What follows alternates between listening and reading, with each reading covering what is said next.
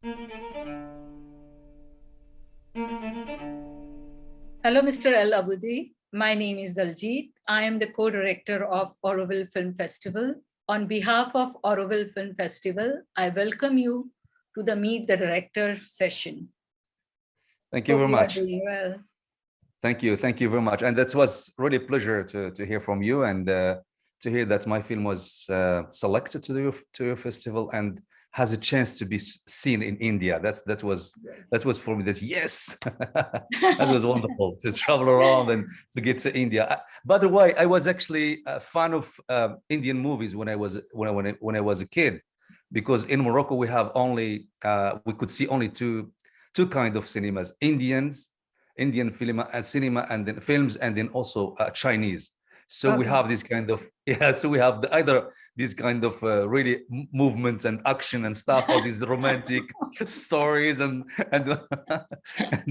so you watch Indian spicy cinema. a lot, a lot. We have, I saw perhaps some hundreds of Indian films, so it was really like that's what we have at that time.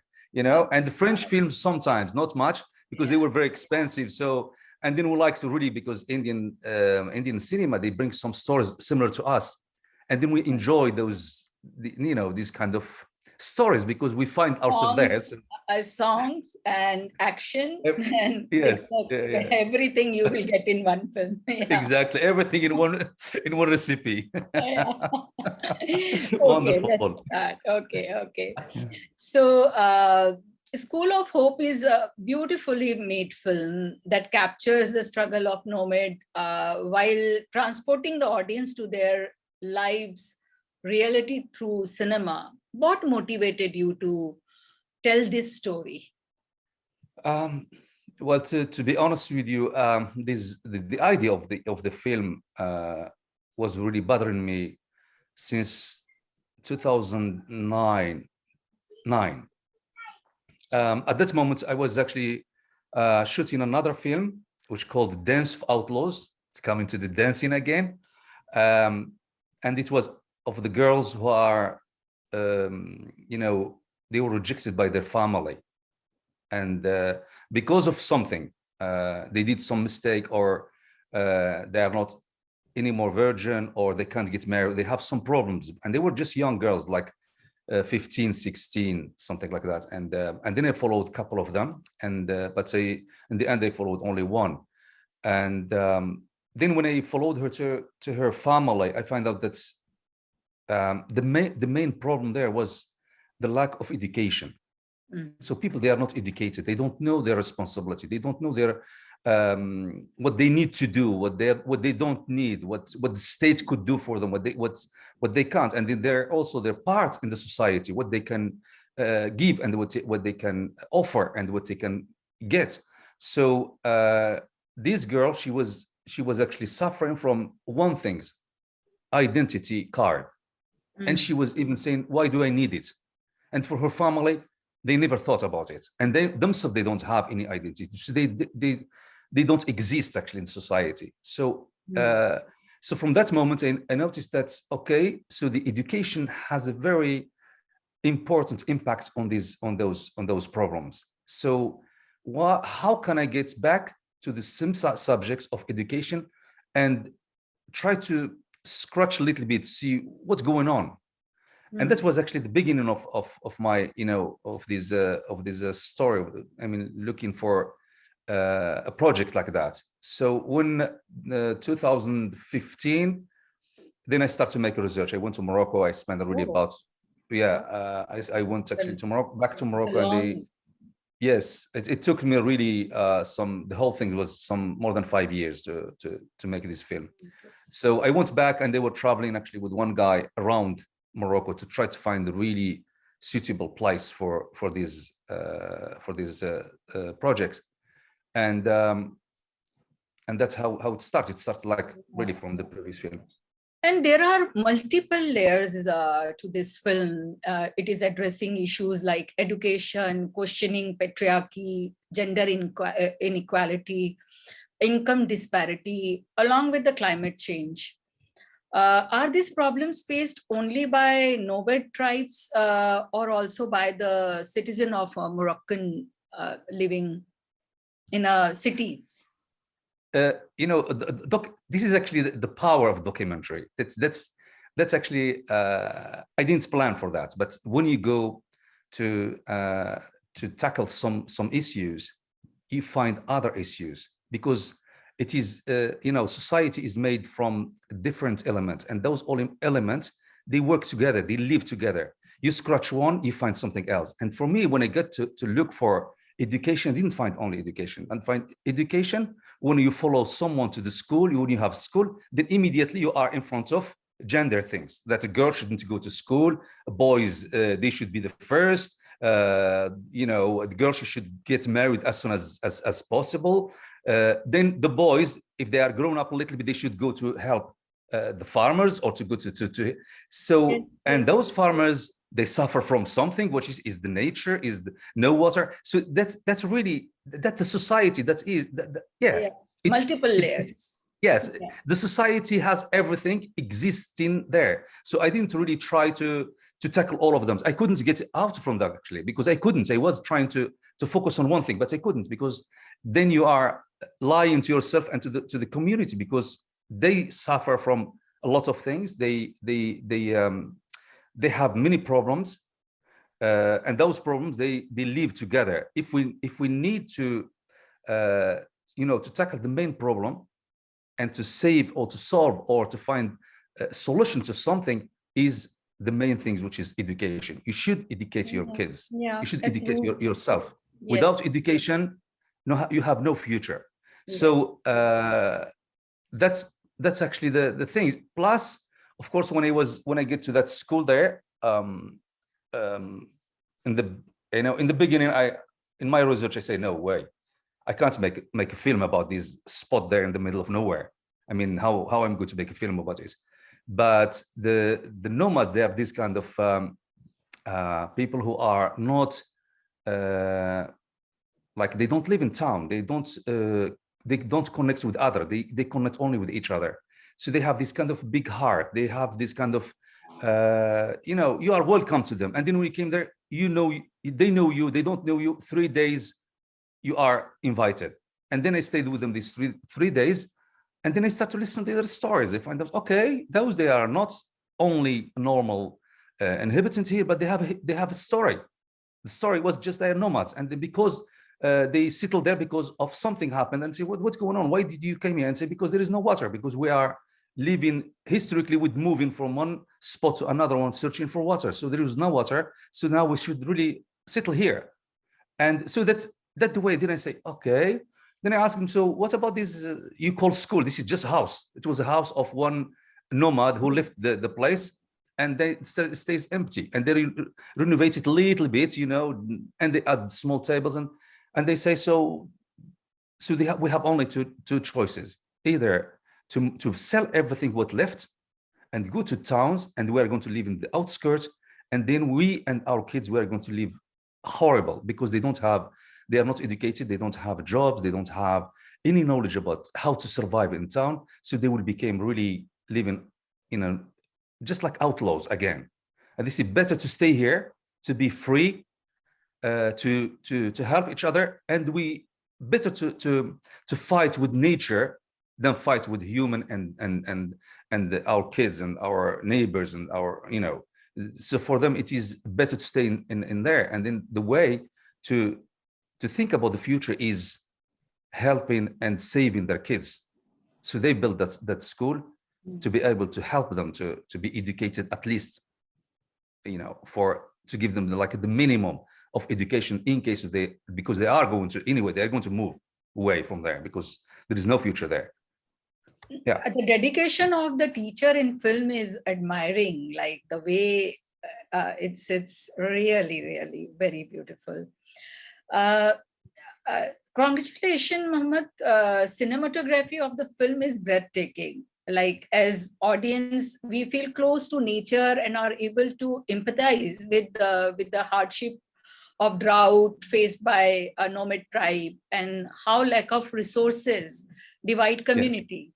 Were there any challenges you faced during the shoot that you want to share? Like you said that it was middle of nowhere, but is there any challenges while shooting and all you faced you would like to share with us? Well, a lot. Because when we decided to shoot that place, of course we knew already that there is no electricity, there is no roads, proper roads, and for us, for sound cinematographers and stuff like that, we need electricity because we need it tremendously, because we need the powerful cameras, we need batteries, we need to download, to upload everything, and that is really horrible. We saw, okay, there is that's problem. Now we search for the if we can find small hotel. The closest hotel exists in the area, so it was about 150 kilometers. And then we say, okay, we're going to do that. We are not going to film too much, but we are going to start early morning. We drive about 150, 160 kilometers, and then the evening we should return back. But the problem wasn't there. The problem is if we forget something, then the whole day gone. The whole day gone. That was really horrible, because we need to take first. Everybody has, like, we were just like an army. Each one, he should really think about exactly what he need. For me, I was thinking about water, about food, because we're only 3 people working there: sound, camera, and me. Of course, we have one guy. He was in the beginning. He was driving us around because he should be from the area, but that's when he doesn't know anything about it. So we should really be careful about every single thing. The second thing was there's no phone connection. Absolutely, you can't connect with phone. Immediately when you enter this zone, after 120 kilometers, then throw your phone out. That doesn't work. I mean, you can't connect anyone, you can't call anyone, and especially with the vast area. And then there is no one, there is no community. You say, okay, I'm going to make a film about this community. If no one there, so you and this building. So that's all. So that was the second thing. The third thing, which was really, really tough for us, was the toilet, because there was no bathroom, there is no toilet. And you mentioned somewhere through teacher, you mentioned when teacher asked where is toilet, and yeah. And then for the crew, and they have crew coming from Finland with me, and they are not used to that. So that was really, really it was the beginning. It was tough, it was really crazy. Then the other things is when we came to the film, really to the story, kids, because kids, they are not used to strangers. And it was really, in the beginning, it was really tough that we can get close to them, that we can say, okay, we are here, but we are not. Could we work like we don't exist? Because otherwise, with the kids, if they are terrible, they could be really jump to the camera, they could grab the microphone, but then it took me about I think 3 times going there without camera, even with photo camera, without anything. Just go there, play with the kids. Sometimes I was teaching them in school, and to sympathize, and we get this kind of trust. Then I went to their family. We start to work on it. So it was really tough things to do. Plus the worst, also, again, another one worse than all these, is filming in that area with the Moroccan government. They don't want us to go there. They because that place called like the deep Morocco. That place, that place was really, we thought in the beginning, also the guy who was like a location manager, he says to me, here you can film whatever in peace. He says to me, really? So the second day when I have only camera, to take some pictures, there is one informer was coming with his Scott, and he stopped. Hello? Oh, do you have a permission? I say, who are you? Police. In the middle of nowhere. You can't believe it. So we were followed by the police everywhere. And then even when we finished actually shooting, we were always like, the camera person took one hard drive. Me, I have one hard drive, and sound has one hard drive, 3 hard drives separately. So in case of something happened, and we never left them in the hotel because the hotel was just like house. It's not already the police. They could anytime go there and break, and you know they could, you know, okay, some burglary happened, so we can make you, yeah, we can register that, and that's it. So yeah. So my next question is related to this only, that Nomad, no doubt, are a brave tribe, but they are also the outsider in a society. Yes. And how was the film received by the Moroccan audience? And did government intervene to make their lives easier after looking at that, if they get chance to watch this film?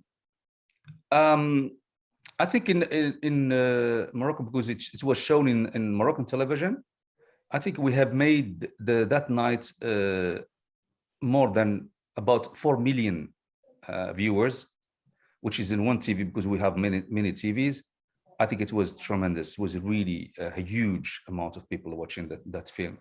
The critics receive it in, you know, so. Some people they like to talk about those things. Some other people they say, yeah, so what? Oh. I mean, yeah, you know, this kind of, I mean, because there are some also critics and the news people who are like coming from the States, so they did it nicely in a very gentle way. So what? Yeah, this is Morocco, and you know, why did you go there? Why didn't you come to Casablanca and you know, make it in big towns like Rabat or Capital or some stuff like that? And then the funny thing is our system, our education system in general, there is absolutely no difference between that place, that school, and in Casablanca. Is the worst ever way of educating. It just make you like, you know, some stone, or someone doesn't. It just encourage you not to think. Oh. No thinking. In the university, they took also they replace philosophy with Islamic studies. I mean, how could you do that?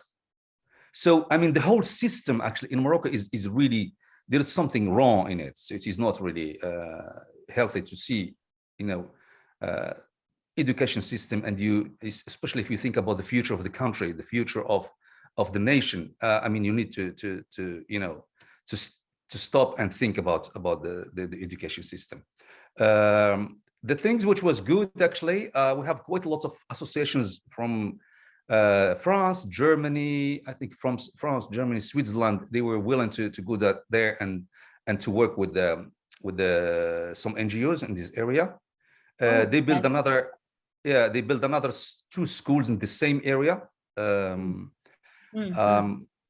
state, I heard lately, they put actually not installed, it was existing there, the telephone connection. They make it actually like it is available there, that people, they can communicate, they can talk.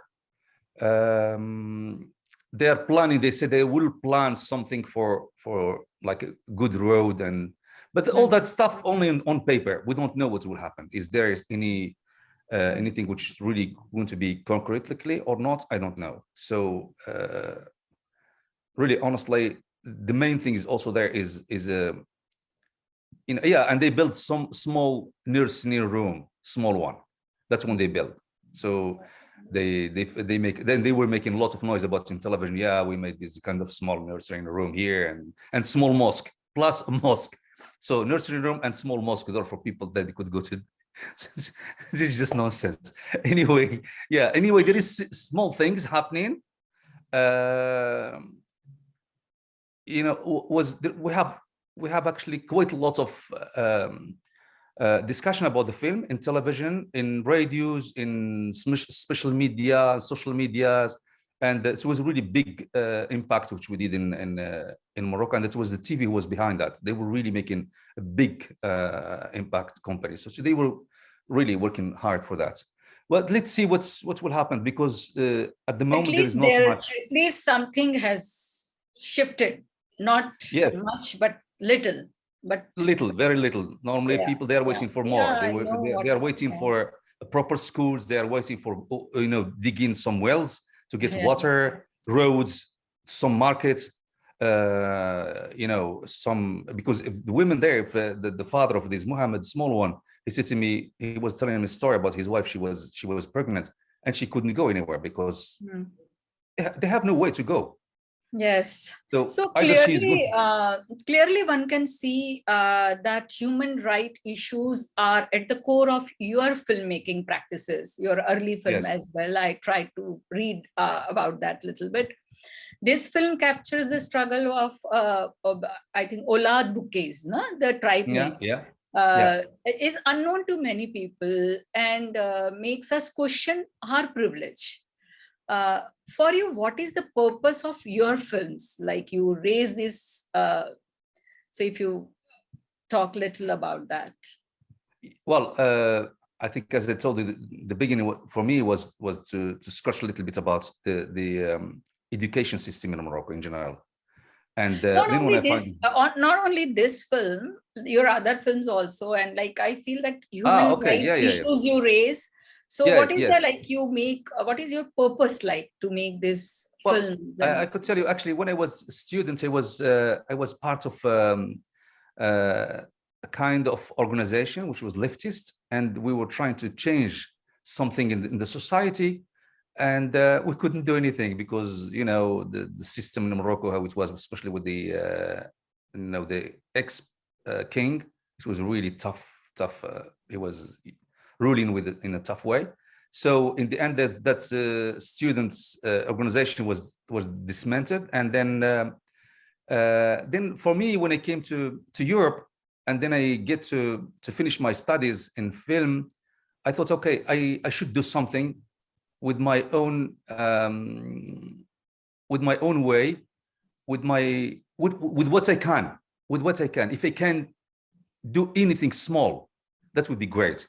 And I managed actually quite nicely with the previous film, this Dance of Outlaws. I created a lot of discussion, and then we, it was really even banned by some festivals in Morocco and by some TVs. That it wasn't shown anywhere, and there was looked like, oh, this guy is a troublemaker, he's making some blah blah blah. I didn't care, but for me, at least I brought that subject or that problem to the surface. A lot of people, they start to talk about it.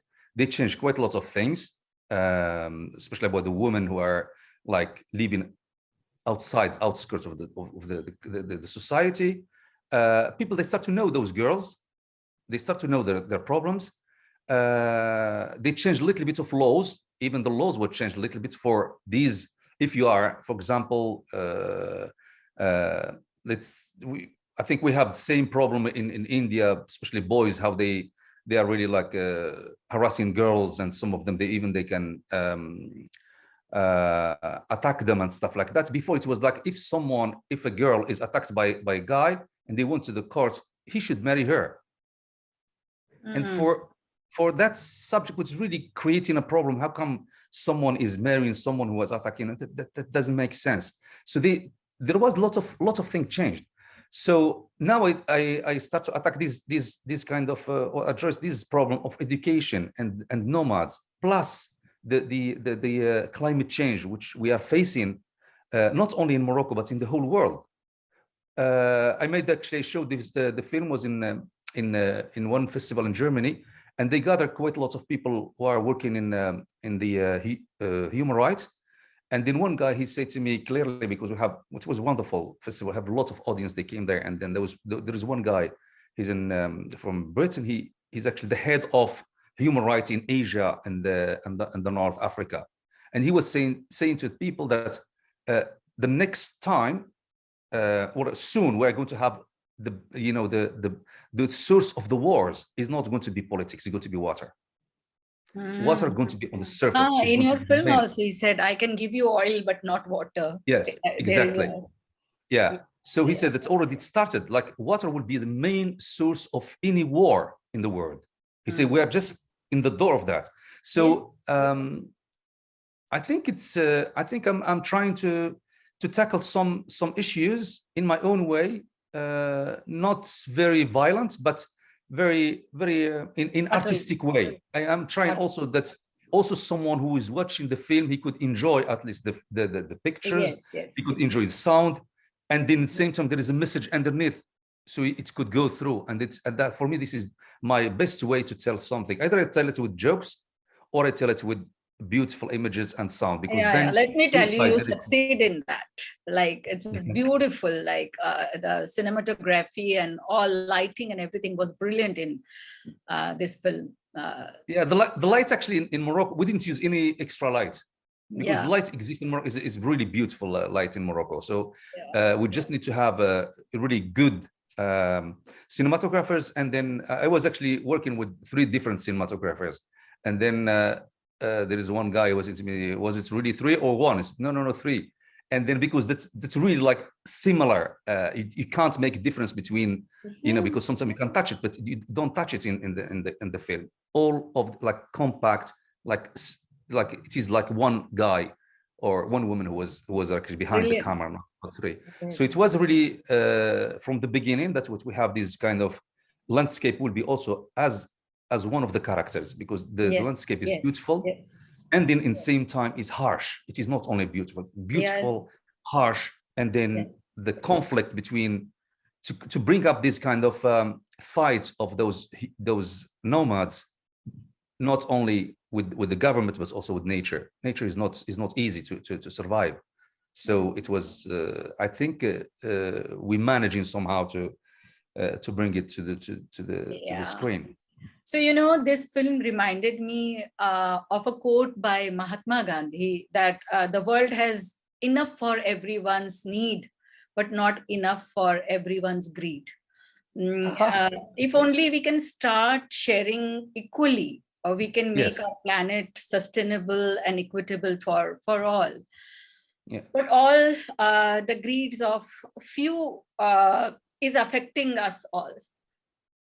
It's the inequality, you know. So as a filmmaker, you capture such inequality in your films. What can be done to make world a more fair place, in your opinion? As you said, your thought process is that, like, leftist, or like equality. We all aspire for equality to live in this world. Well, I actually could say, I could answer in another way. That's with our world now of these COVID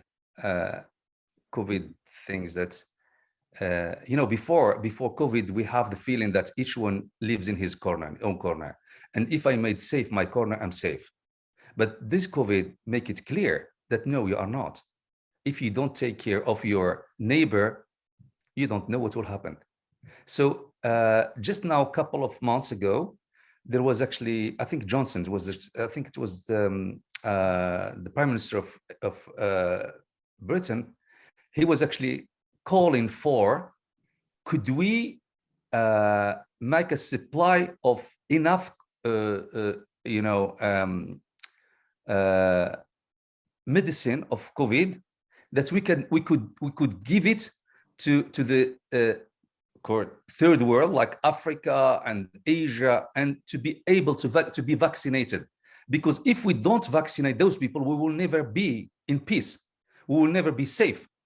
And he said with his words, he said that we are not making charity here. No, we are saving and trying to protect ourselves. But that's already shown that without equality, we can't live in this world. We can't. Either we are going to be equal, we think ourselves and we think about the others, or you are going to be also one of the victims in today or tomorrow. Don't worry, it will get you. And that we have it now already. They start now to talk about COVID coming from Africa. Okay, well, yeah.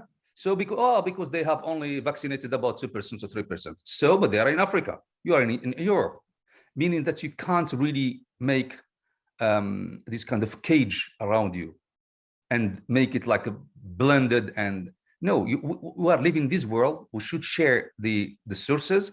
We should actually share the bad things and the good things, and that's the only way we can survive in this. Otherwise, especially in this hour with all this technology and stuff, we can't.